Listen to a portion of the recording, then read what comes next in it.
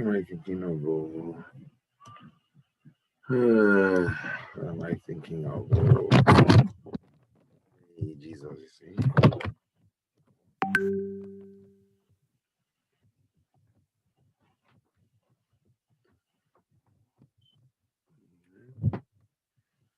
Okay, so what am I thinking?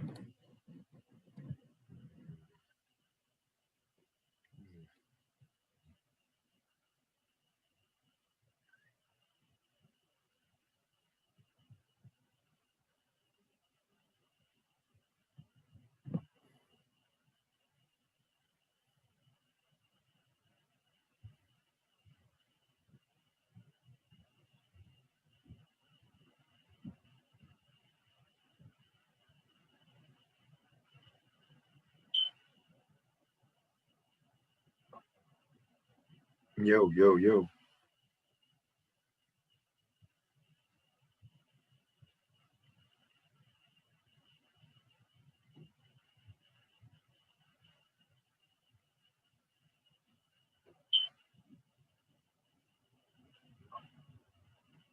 Yo, yo, yo.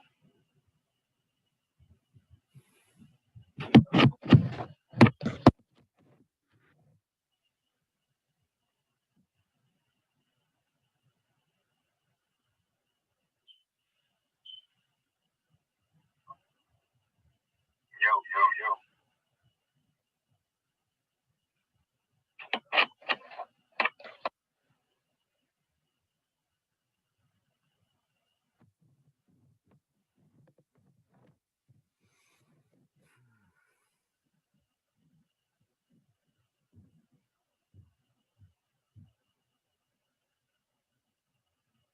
Check, check, check.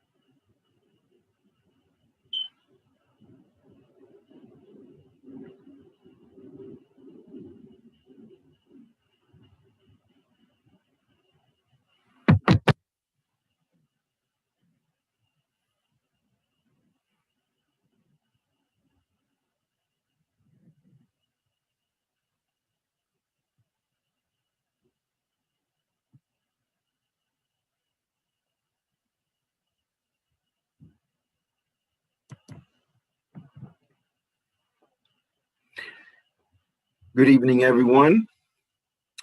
Thank you for attending.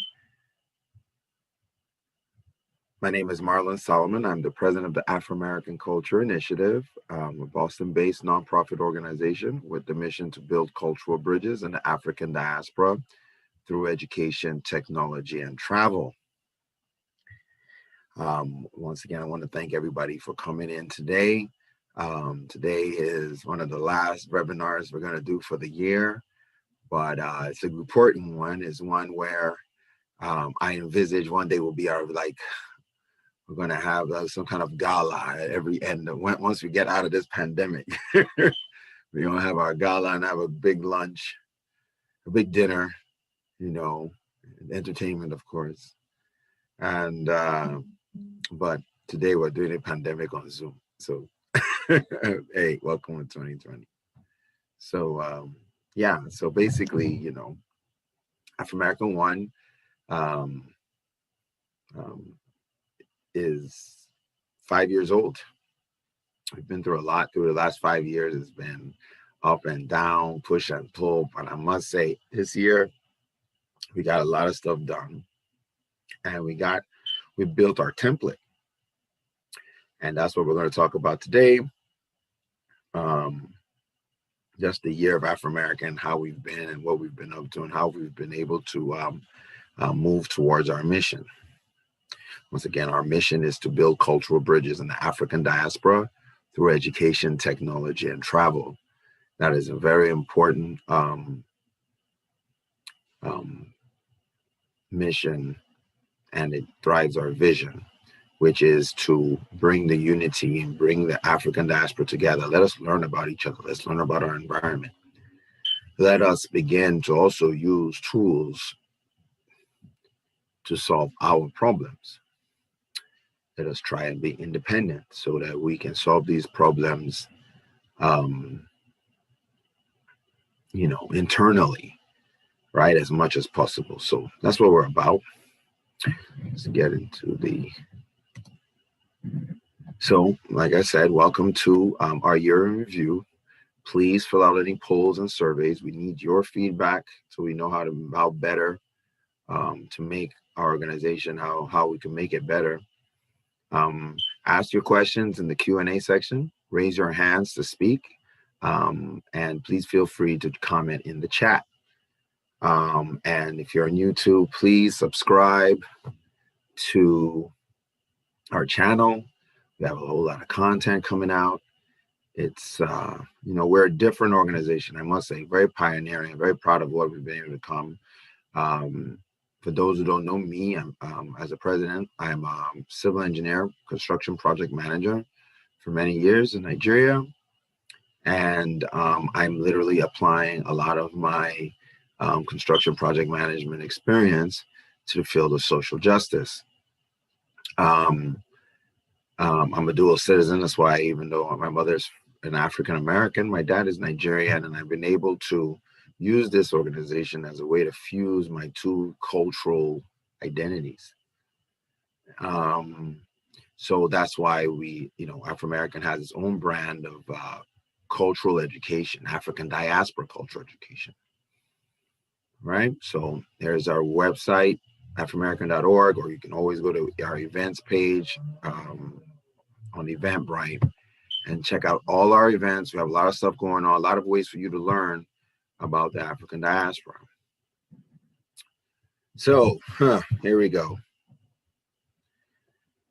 2020, man, one for the record books, man.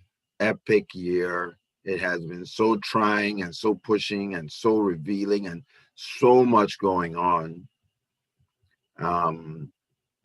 When we started it, we did not know we were going to have the pandemic version of our 2020 goals in mind. We did start the year saying we have to build the curriculum. We were going to develop our service offerings. And of course, a lot of these service offerings were in person. A lot of these virtual events, while they have been some advantages to it, it was not planned for. So develop service offerings, and finally complete operation research and development for the template and scale up. So basically what that means is that Afro-American Culture Initiative is like, we're building it. I'm building it from scratch and kind of like trying to, determine what it is that our community needs and coming up with a project management solution for that. And I must admit that is the number one thing we did. We achieved this template, and we're going to talk a little bit about it. And hopefully you'll see how you can invest and donate and just be a part of our movement, because we know that what we're doing is tried and proven, real evidence-based research. And we know that if we can solve these little micro problems and scale up, because most of our problems are systemic. If we're building systems that are anti-racism motivated, we could really make a good dent, right? So that was what we wanted to do, and boom, COVID-19 happened, and that meant everything had to go virtual. So I immediately got this Zoom, unintended expenses, started getting budgetary strains. We weren't having much coming in. In some ways it was okay. Like we were looking to rent a place so that we could have our kids go to visit us. So, anyway, we're going to get into a little bit later, but we had some kids that worked with us over the summer, and we were supposed to work with them in a location, of course. And of course, everything had to go virtual. So, yeah,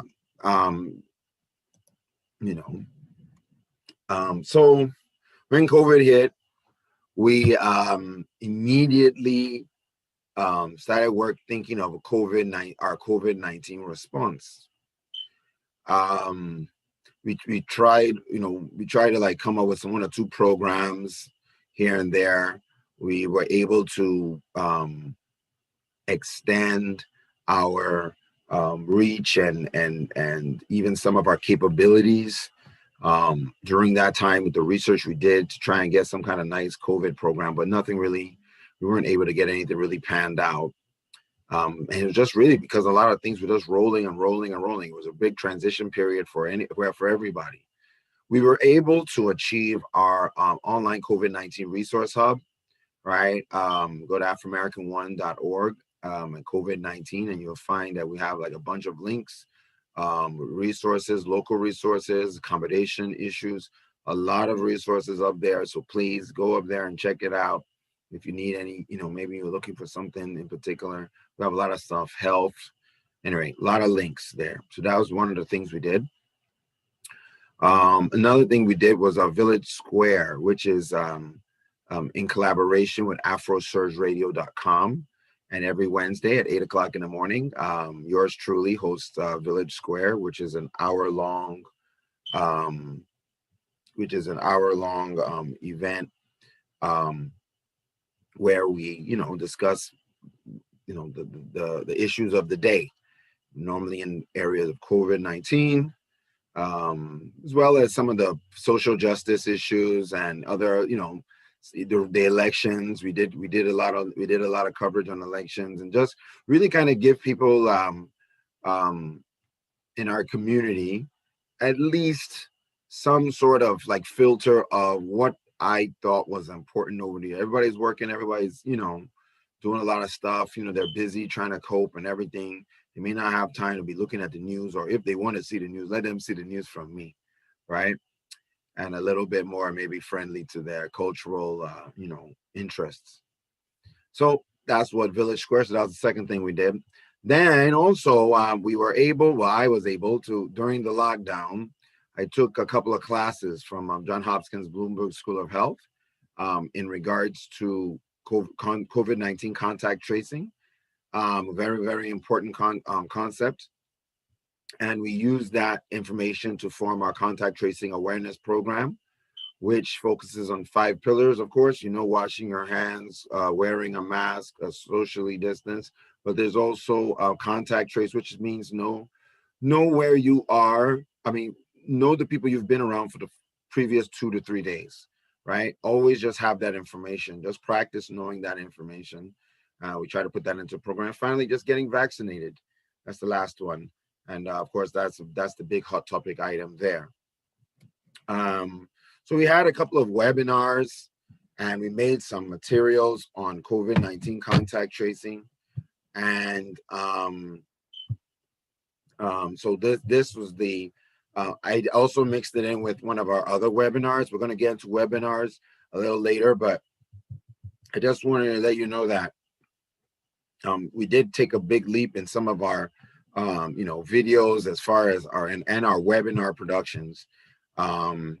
So we really host, I think, really nice professional webinars, and people enjoy them. And we had a very good guest, Dr. Sarah Suleiman. She's an immunologist and infectious disease specialist at Brigham and Women's Hospital and Harvard Medical School. And we talked about the vaccination. That was at least a week and a half ago. And it was such a great event. So I learned so much myself. And this is how we use our infrastructure to try and help with the COVID-19. Also, like I said, we did some video production. So I'm going to let us watch this video very shortly. This was somebody really helped us get it done. I want to thank Shireen for her help. Yeah, there are a lot of volunteers. It's not just me. a lot of people do things for the group, for the organization here and there. It's not like they're tied in, but it is what it is. We really appreciate it.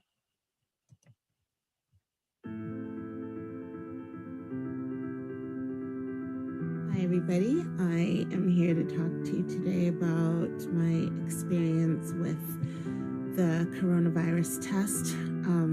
Sometime last week I started feeling sick, like scratchy throat and just really fatigued, and then I had a cough, but it started to get really bad. And after 2 days of feeling like this, I started to panic. I said, oh my God, I hope I don't have COVID now.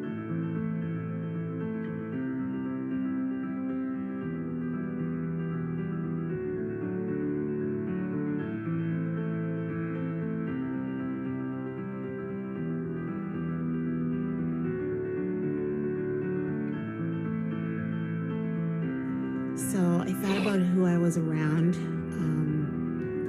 and if anybody was infected, but then how do you know? Because people they don't have any symptoms. They're asymptomatic, so you just don't know who's infected, who's not infected. So I made a couple phone calls to the friends that I was in contact with, and I said, I'm sick. Are you guys sick? Do you have any symptoms? They said no.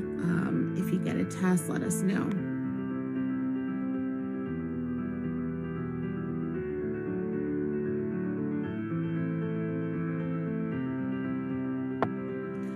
My doctor's office. I used our health portal. It's called My Health Online. And when I went on there to make an appointment, I saw that there was a COVID test.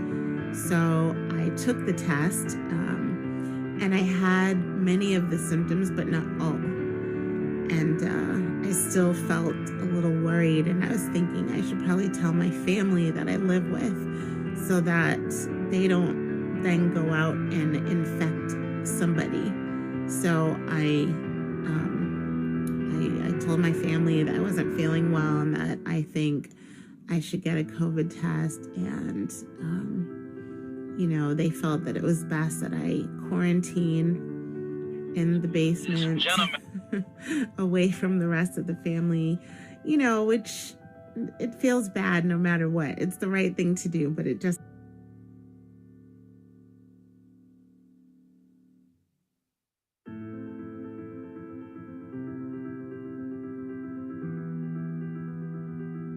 She took my hands and told me to grip the side of the bed. I was like, oh my God. And then she just shoved this thing up my nose as far as it could possibly go. It's very uncomfortable. It hurt for like 2 seconds. It actually wasn't painful. It's just your reaction is to like, just get it out. There's something in your nose. You want to get it out. You want to shake. You want to move. But, it literally is like 10 seconds long and it's fine.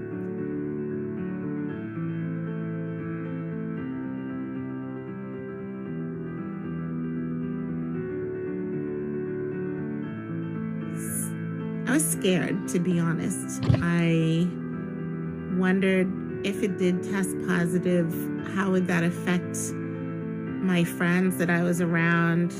Is everyone I know now going to die because of me? I felt guilty.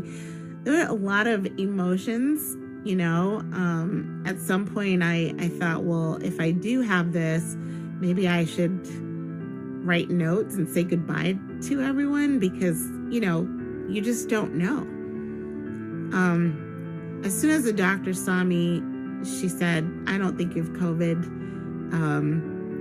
Based on all the questions and everything, but I'm still going to give you a test. She said, nobody leaves urgent care or the emergency room without a COVID test. I said,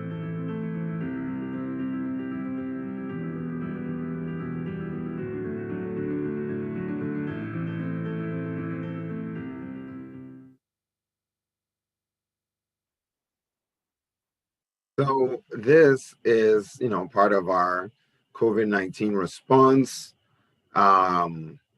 We really just kind of put all these things together ourselves, It's not like we got like any funding or anything for it, but we just felt like with what, no matter what, like because of things were going on, we felt that our cultural competency, um, dealing with the issues around it, especially with our in our discussion piece and this Voices of the African Immigrant series, Will We Get Vaccinated? We really tackled a lot to do with not just the medical part, but also, as being African diaspora, some of the issues we have to deal with, like, of course, the medical, mistreatment of African Americans, and just the general racism in total, and the trust issues and things like that. And it was very, very enlightening conversation. We were very, very grateful to Dr. Sarah Suleiman for, for supporting us and giving us, and blessing us with her, with all her great intelligence and wisdom on the matter. So, all right. Now, during the pandemic, we had another issue, which was the systemic racism, like I was talking about. And this systemic racism now, started off, it got really highlighted with George Floyd. And that was it. That was I think, even to be honest, if I want to just be real honest, Afro-American Culture Initiative found new meaning after George Floyd, because all of a sudden systemic injustice came to the top of the American psyche. And that was extremely important for Afro-American, because before that, even though we were doing the COVID stuff, it's like we were right on track. I mean, we knew exactly what we were doing, how we wanted to do it. But George Floyd's death and murder and the following global Black Lives Matter protests and focus on Breonna Taylor, and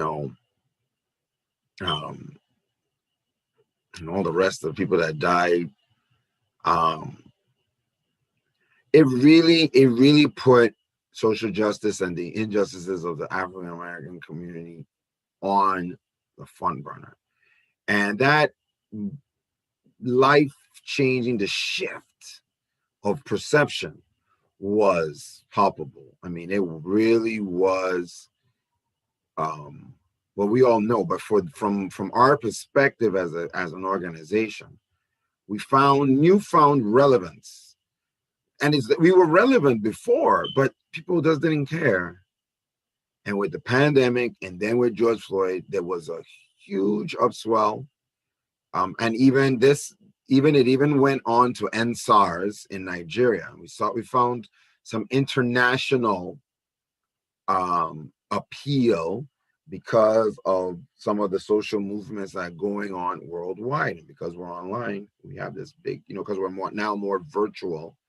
We're just like before. I'd say we were more like we're trying to do, in person, and right now, I think you can just safely say we're completely virtual. We just want to be like this online thing. And then, of course, we hopefully will be able to facilitate, on ground events, but that would not be our, we want to be the platform.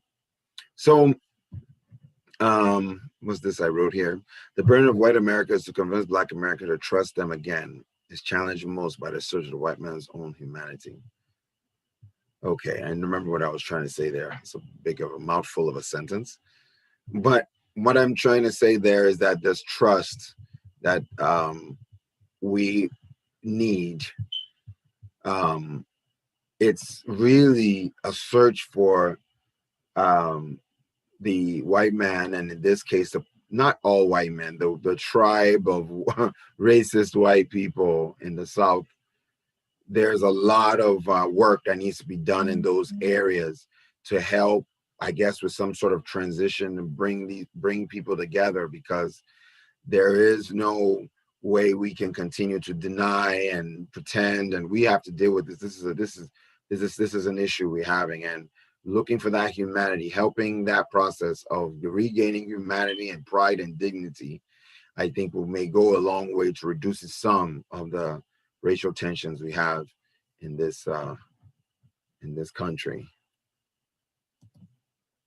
All right. So this is where all the hard work got to go. So now we're in this new normal pandemic, post-Floyd. And now let us use those contexts to discuss some of our service offerings. We have the Afro-American Academy. This is an online resource. We have about 200 classes, 7 curricula of classes that people can go online and just take. The information we're going to finalize and everything in the beginning, the first month of next year. But we are launching. We have the material, and we'll be launching the service for Black History Month 2021. So we just got that approved from the board. So looking forward to opening Afro-American Academy. We're going to go into a little bit more, but let me go through the rest of it. Diversity and inclusion consultancy, using all our our cultural competency to resolve certain issues. At this very point, because of what we're doing is pretty new, it has not, what we're doing is we are developing our own projects and trying to take the data and do the research to see if these projects are actually making a difference, right? And that's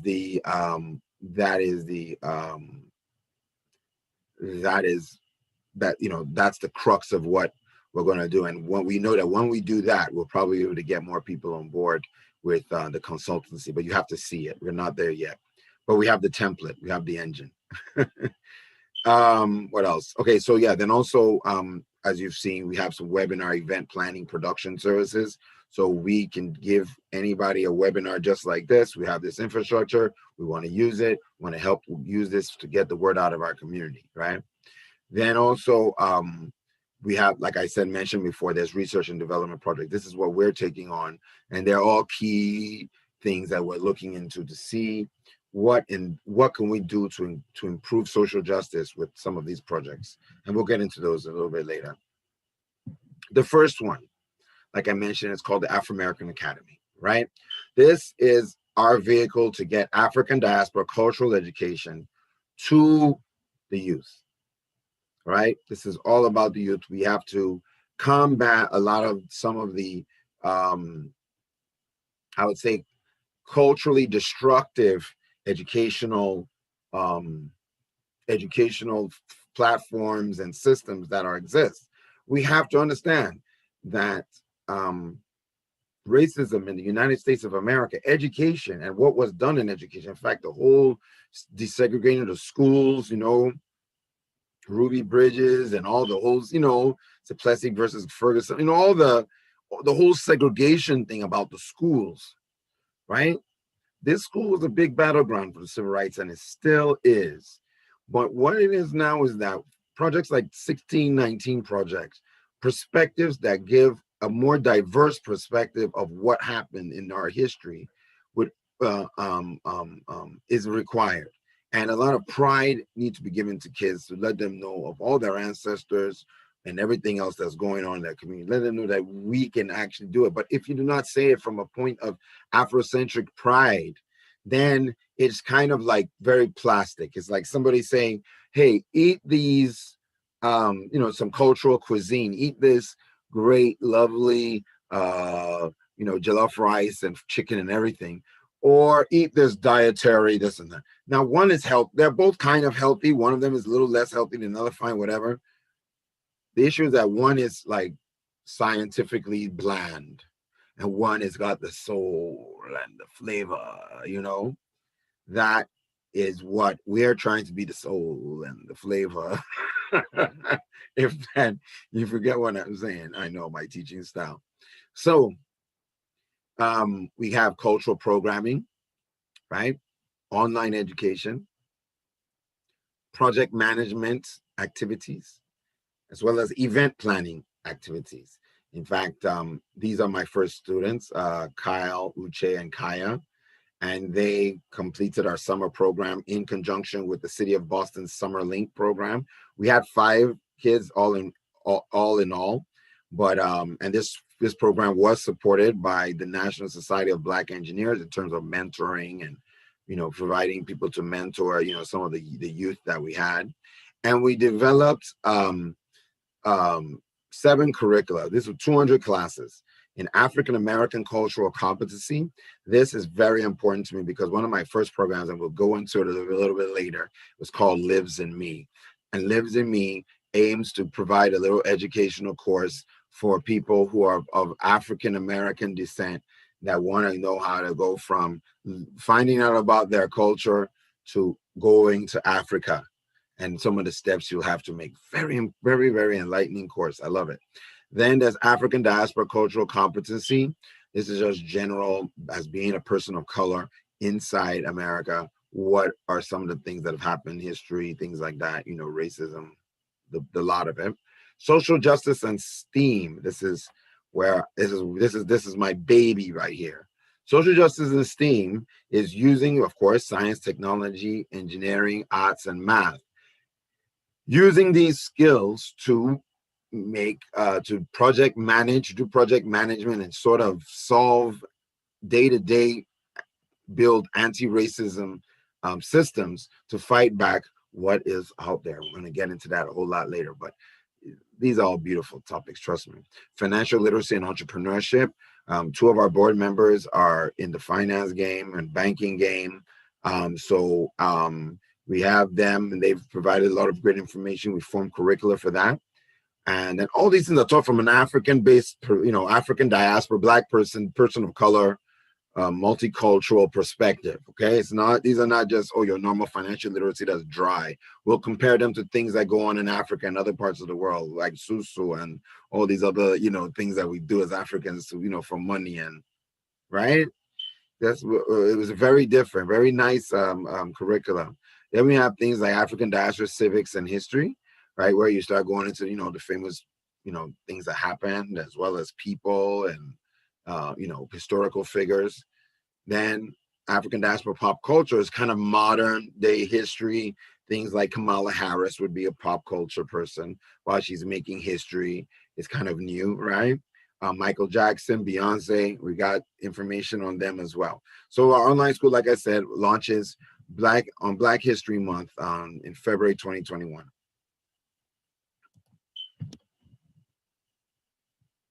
All right. So the idea behind Afro-American Academy, right, is to be like a free service, because a lot of our youth, they will not have maybe connectivity, they won't have a lot. So there's a lot of area here that's really going to make Afro-American Academy breathe, and that would be the coordination of the extra services and extracurricular that we want people to donate to give. We'll provide the education, but there are other things that we cannot provide. All right. So we want to, but we do want to provide it as a free service. And if it's a free service, then our youth can hopefully sponsor it, right? And there's another thing. These kids are the ones that made the curriculum. So you've got kids that were making the curriculum. So it's not really, I gave them a lot of information, of course, but they worked with us to make these slides. So we just really give them a hand. They really helped us get started. And we are looking for people to sponsor these kids so they can go to these schools. And then if we do a good job on that, we're going to develop an app, because we know that we can't just have a school looking dry. It has to be part of it. Let it be some fun stuff going on. Let's see what we can do to create it. And let's see where it goes from there. A nice Afrimerican Com App, right? Fine. Then also we have extracurricular needs. Maybe there'll be people that are doing art programs and sports programs and other cultural activities. And maybe we'll have a way of posting that up on the app where you can say, hey, we got this going on, or we want to give some kids from Afro-American Academy of some free, whatever, football equipment, whatever. So we're gonna have, that's where it's going. And then we also need sponsored needs. Like maybe we may have to hire tutors, look for computers. Maybe we need mentors and apprenticeships for kids. Maybe these are some of the things that kids are going to need, especially post-COVID, when we all know the kids are kind of behind because of all the distance learning. When they get back in school, how is it going to be? How are we going to get it going, right? There's probably going to be a lot of need to help these Black and brown kids, catch up. So we're going to need tutors. So we need to start thinking along those lines. And so this is how we solve problems. We need tutors. We're going to see how we're going to solve them. It's going to be hopefully part of our Afro-American Academy. All right. And some of the outcomes, like I said, we've had 200 classes and over 200 classes in 7 curricula. And we have about 80 plus right now. And it's going to be probably, and every week is getting more because these kids are back working and putting it online. And we got about 80 classes right now uploaded right now. We get like 80 at least, and each one is at least 2-3 hours of work, like at least 2 hours of work. So think about that. Got a big, we have a real big library. All right. So yeah, continuing on, we're trying to develop these service offerings. And the consultancy, like I said, this part is, because of what we're doing, it's kind of, it's real groundbreaking. Let's just call it what it is. We're really trying to do a for us, by us, project management, social justice thing right here. And in developing this genre, I'm finding that it's simply adopting the motif, the overall ideology that everything is built into the system. And then you're now looking at the system and trying to identify, and you have to do research. That's not easy. That's why some of the stuff I've been doing, it takes 5 years to get here, but it is what it is, but the more we do study, and we're going to go into some examples so you'll know, but that's what we're developing. Once we get this consultancy under, really get our projects, because our first real project is coming online next quarter. So we're just going to have the first time to say, these are the projects that we're able to do. And so we're hoping that once we start there, we'll be able to pull in a lot of people into, working with, normal companies and trying to do their HR departments, trying to do some programming for them, trying to, address certain issues, do 1 or 2 special, programs for them. So we're working on that. Then also organizations. Yeah, we've been helping out with Boston Prep as well as Belknap Neighborhood Organization, doing independent research for what we see, coming up with little solutions and maybe having meetings and working on stuff. So helping out with the zoning and some of the, I'm a construction project manager, helping out with some of the construction project management stuff to do with the Burger King project. The Burger King Cultural Nutrition Project with Boston Prep as well. Research and development institutions, like we just concluded our first semester with Northeastern University College of Engineering Service Learning. We did a project management course, and we'll go through some of the stuff a little later in this presentation. But the idea is that we're doing research, and we're actually going, and it's not just, we're actually going to do some research. It's not going to be the most, spent up research for now anyway, but we do use real practices and real data, and we are honestly trying to get to the solution. And every little bit of research in these directions, every bit counts. So, and then finally, but not least, another service offering that we have is CSR programming and sponsorship, right? So this is where we already have existing content, and people can now say, oh, you know what? I wanted to sponsor this. I just want to sponsor all your programming, advertising, whatever, generally, right? So that is, that's what what we're doing. This is kind of what we're doing. So you can see here, these are some flyers. I just wanted to kind of give you guys a little idea of what we kind of, be doing here. So Afrimerican webinars, this was our Christmas, it was our Christmas flyer, and it was advertising that we have a whole bunch of webinar events. We had about somewhere 15, 16 events this year, a lot of events. And really, it didn't start till about June. So that was because of, after George Floyd. Our first event was actually Juneteenth. And we did one for Juneteenth. That was the first event we did. And we've done about 16 since then. It's been awesome, great stuff, learning a lot of great things. The last one we have scheduled for the year is this Umoja Lives in Me series. So this Lives in Me series, we have a bunch of different series, you know. Some of these series, the Lives in Me series is for African Americans. We have an African American first policy because we believe that the majority of cultural loss and you know, just the length of the extreme racism that they endured as part of the African diaspora, that we must do all our best to have our brothers and sisters' backs. So Moja is the first day of Kwanzaa, and it means unity. And it's a celebration of unity, an African American celebration of unity. So we're going to use it this Boxing Day to bring some people together from different cultures, and let's learn about each other. So that's this Saturday. So yeah, see you next week. Here's some other programming that we've done. We did conversation African immigrants and voting. We did this right before the voting just to get people's idea of what they think, you know. Then we had NSAR's support from Nigerian diaspora, had some panelists.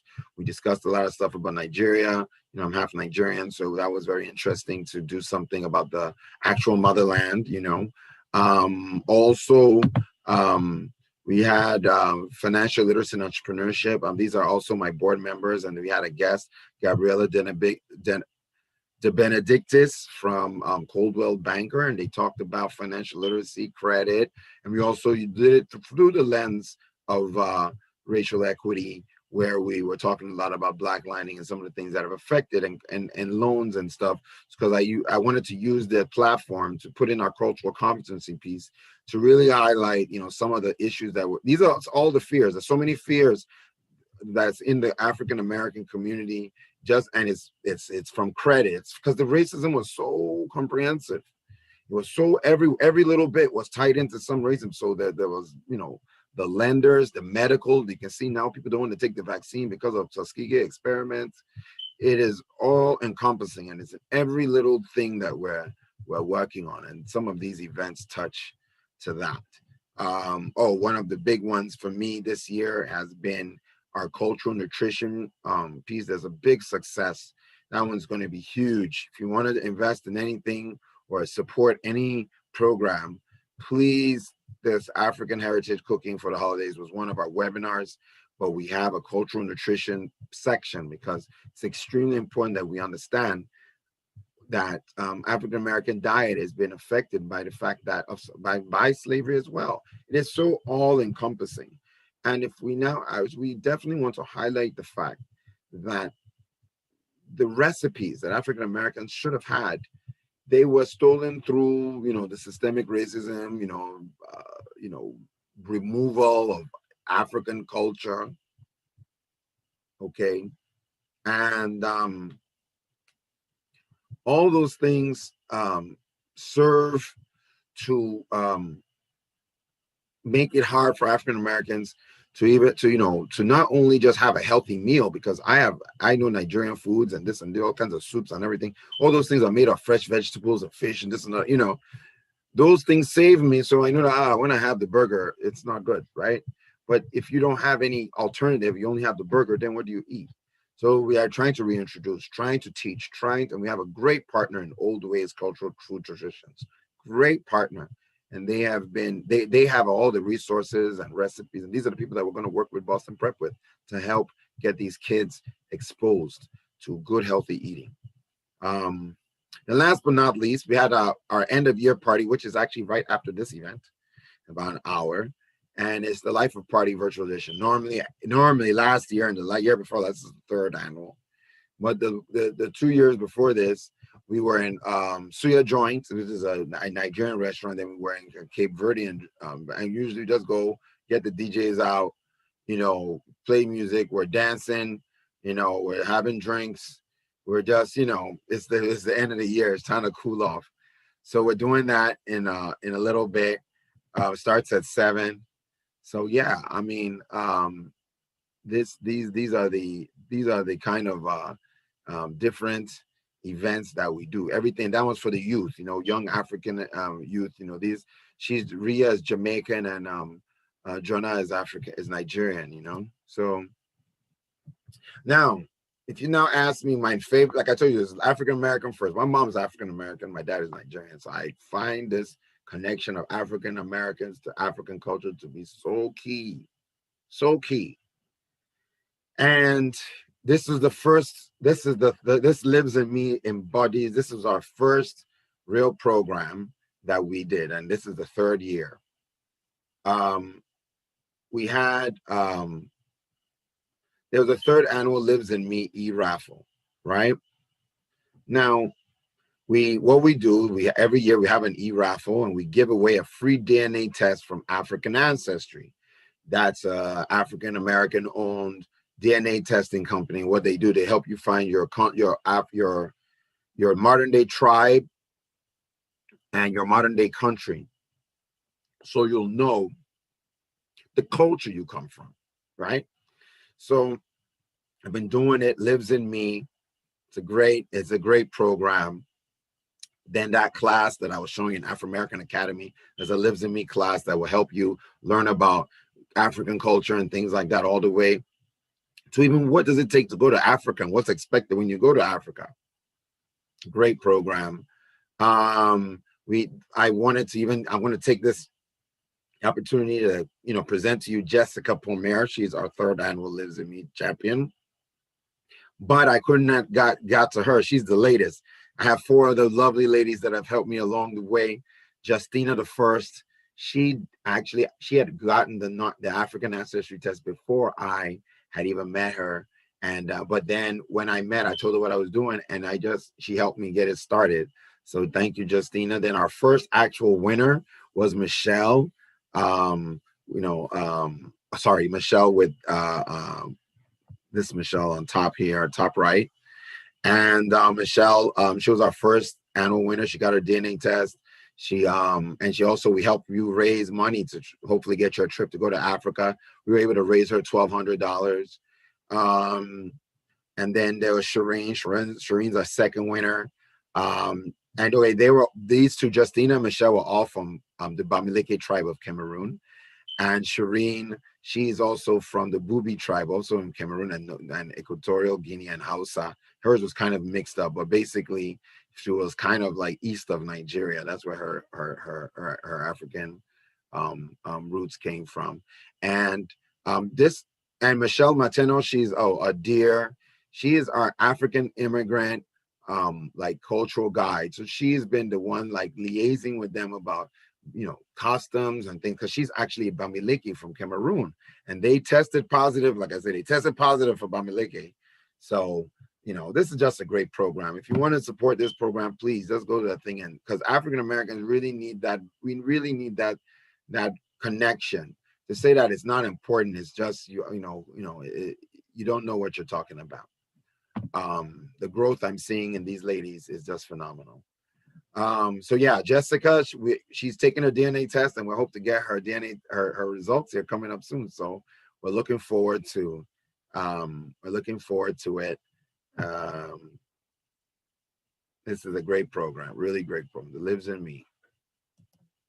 This year's pandemic version, man, everything was virtual. Hey, go to YouTube, go to Afro-American TV, and you'll see a lot of all these events. We have recordings, and they'll be on there, including this one. So subscribe.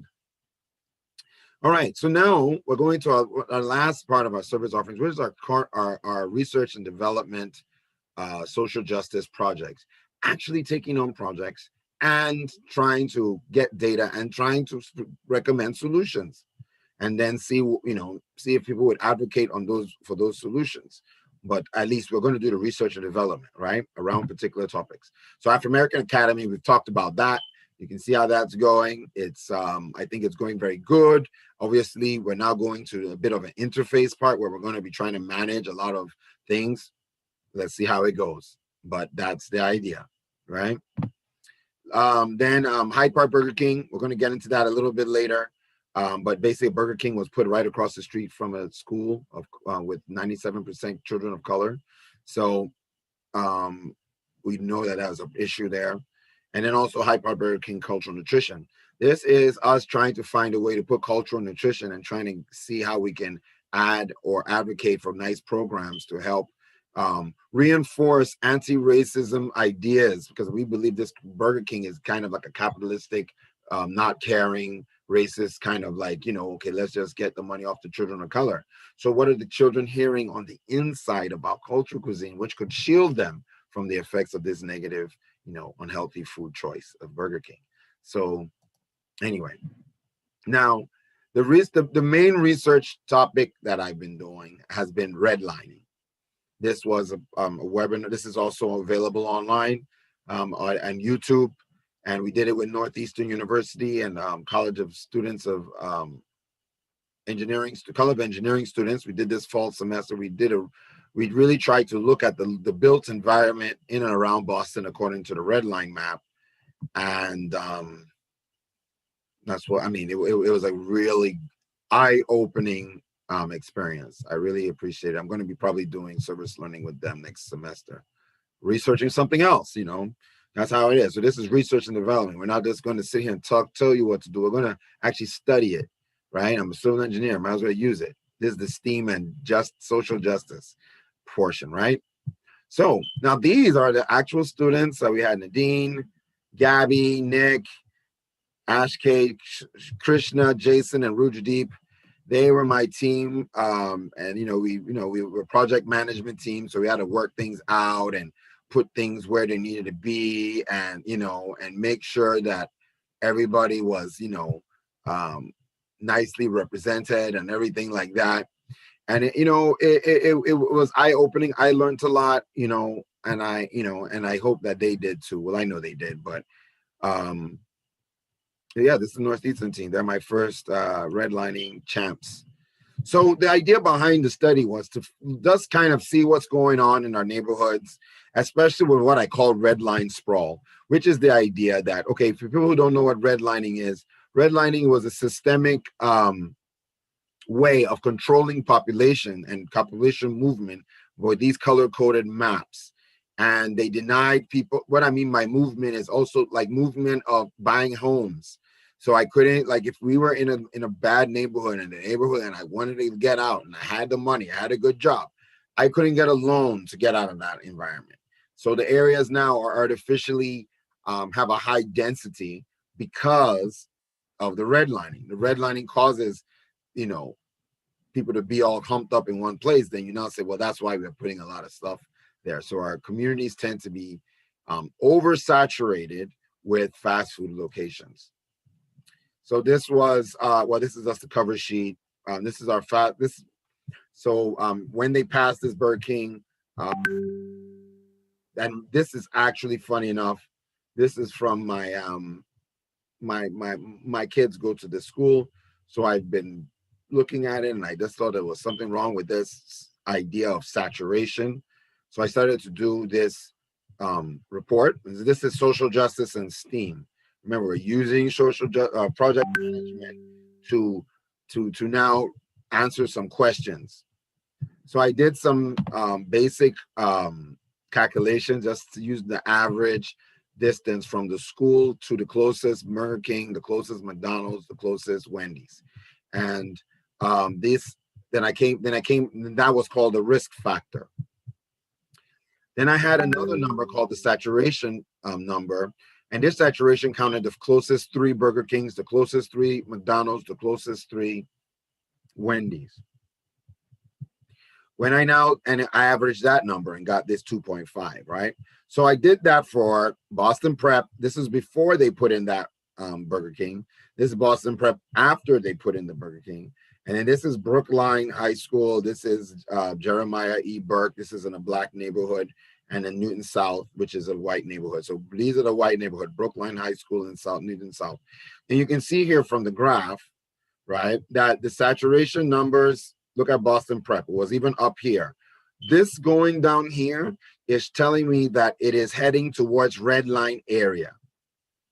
Okay. It's now, this area of Boston Prep was actually a yellow line area. But when the more the construction goes in that's destructive to the community, it starts getting to the low levels of the red line areas. So this Jeremiah E. Burke was a red line area. Okay. This Jeremiah E. Burke was a red line area. So let's look at these numbers. This number is telling me that, first of all, within 1 mile, you have 3 of these restaurants. Within 1.5 miles, you have 9 of these restaurants. Within 1.5 miles, 9 of these restaurants. The density is just too much. And what happens at Boston Prep was not over the red line. I guess this is what yellow line used to be. And maybe it used to be worse than this before, but now it used to be down here in the Brook line. But because of Black people have been coming in there, the red line sprawl follows like the Black urban sprawl. And so now look, it went from 1.23 to 0.9 into red line territory, even closer than the Jeremiah E. Burke.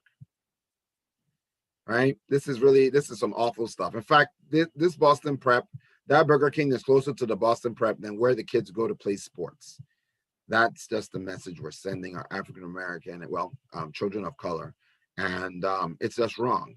So I was able to prove through this that Boston Prep and the red line areas have 2 to 3 times more density of fast food restaurants than their whiter counterparts. That's not good. So when you see all the health issues that Black people are having because of COVID-19, you say, oh, they have a bad diet. Why do they have bad diet? Partially because of this. And also the fact that when you don't have a lot of money, you can only travel within a mile or 2 every day and afford it, unless you're going to work or something. You can't just be traveling. So you got to eat what's around you. You can't just be over here in the yellow line area, which is now red. This is where the school is, somewhere around here, right? The school is like right around here. So if this place is all now red, then you can't come over here where it's green, all drive over here just to get something to eat, which is probably going to be more expensive anyway, right?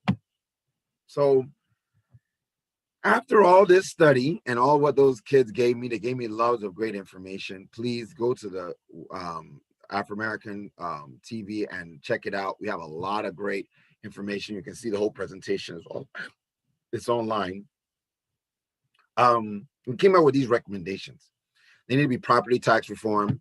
They need to be independent impact advisory group, which is a group that is the mayor appoints. There needs to be some very big changes to make it independent. We need to put institutionalized knowledge and services for neighborhoods on the impact advisory group. Basically, just give them knowledge. There's a lot of people that do these things, who do this work in the neighborhood organizations are just like retired people, normal average. They're not lawyers and super project managers and things like that. They're just normal, hey. And if they don't have some of these information, how can they make informed decisions? So this is some of the stuff that we've got to work on. Maintenance programs, like the eating program that I'm talking about doing with Boston Prep. And then the AIG must include local schools, friendlier authorities. They just, there's a lot of, anyway, we have a lot of different things here that people need to check on. And these are the recommendations. So you can see we've done the study. We went through it with the Northeastern kids. And when we came out the other side, these are some of the things that we looked at. Right? So this year, what have we achieved? Afrimerican One organizational template, we've created it. Well, all what I told you just now, we have created the blueprint of what we want to upscale. All right. Another thing the diversity, quality, and quantity of the content created. We have a lot of different content, from about 50 something hours on YouTube of content. We have so many different vast variety, from financial literacy, culture, nutrition, all sorts of great topics that kind of cover a lot of our issues and a lot of our inequity. And the STEAM and social justice has been created. That is really where the real meat and bones, because when we talk, you'll know that we're talking because we've done some research. We didn't just sit down and be trying to advocate something, right? We actually need to do the research in our own communities, and nobody can research our communities like we can, right? Who knows us better than us? Another great achievement is the clarity of the branding. believe now we've got a big clarity, big clear focus on where we want to go. When you're building something up, the way we've been building Afro-American culture, sometimes it seems like, what are they doing? Like, we've achieved a very good clarity. People know what we're doing. We're in the education game. We're woke as AF, and we're ready to roll right now. Then finally, we've just increased our reach. We just have online, offline. There's a buzz about us now. People know who we are. They're expecting things from us. They're supporting us. And I couldn't be happier, right? So, all in all, this year has been phenomenal. We're looking forward to another great year, right? But where are we going to be in the next 3 years? Okay. We have to further refine and upscale our operations. That's the next phase. Now that we got a template, we're going to try to make, I always say we're on iPhone 0. Now we're going to iPhone 1. And we'll get to iPhone 10, but let's start with iPhone 1, right? And so we just want to go through that first iteration and start getting some production underneath. It's easier when it's 1 or 2 people, but now, hey, we're getting 500 people asking for this and, this and that. How do we keep up with that? That's the next phase with that. The rebranding and marketing and advertising means just focusing on marketing and advertising on our core strength, which is now having this library of 200 African diaspora cultural classes. And that's most of the rebranding, getting more professional, trying to get everything as professional and refined as we can. Developing the Afrimerican.com app. We think this is pivotal. We're not going to be. This is something that after we get some funding, we're going to get somebody to do, because obviously this is not a game anymore. We need this app to really help people get to our content. So we'll hire somebody out. It's another whole project, but it will not be us doing the grunt work. We'll be paying professionals to do it. No more us doing everything. We're moving to the next level. Then finally, we want to give our supporters, donors, sponsors, every opportunity to help us grow and help this mission move forward. So we're thinking of we're yet to implement, but actively pursuing the Afro-American Investment Fund, which will be for-profit ventures that we can all that will be working with selected clients in order to build our chest, our war chest, to try and push forward our mission, right? Fund our mission. We're talking about all sorts of things, from virtual currencies to, normal portfolios. So we're looking into that very seriously. And we just want you to have every opportunity, every way to do what you can to help this mission go forward and let us change the world. All right. Well, I hope that you enjoyed this lovely breakdown of our year in review. Wishing you and yours happy holidays. And thanks for attending. Building cultural bridges in the African diaspora through education, technology, and travel. It is the mission, and we are well on our way. The template that we've put together, the plan moving forward, the capable hands that we have on ground, we are going to make the difference here in Boston, and we're going to make the difference worldwide if you can take us there. So anyway, please hit me up. Go to afrimerican1.org or afrimerican1.eventbrite.com. See what events we have going on. Hope you enjoyed everything. Have a happy holidays, Merry Christmas, and Happy New Year for the Christians out there. And God bless. This is until we see on the other side in 2021 is going to be better. All right. Wear your mask.